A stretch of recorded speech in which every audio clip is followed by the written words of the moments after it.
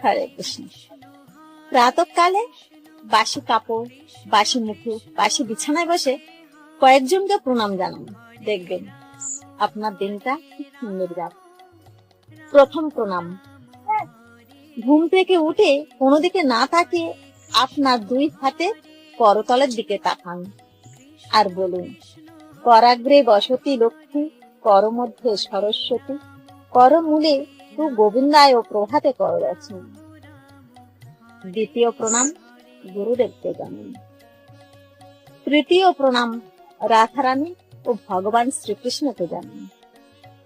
চতুর্থ প্রণাম, বাবা মাকে জানান। আর পঞ্চম প্রণাম, বসুমাতাকে জানান। বসুমাতাকে বলুন, হে বসুমাতা, আমি সারাদিন তোমার বুকে পা রেখে চলি। যদি কোনো অপরাধ করে থাকে তাহলে তুমি আমায় ক্ষমা করো। এই কথা বলে প্রণাম জানিয়ে মেয়েরা বাম পা ও ছেলেরা ডান পা মাটিতে দেবেন। আর এইভাবে যদি প্রতিনিয়ত চলতে পারেন তাহলে এনাদের আশীর্বাদে আপনার জীবন আরো সুন্দর হবে। আর আমার সাথে ভালোবেসে বলুন, রাধে।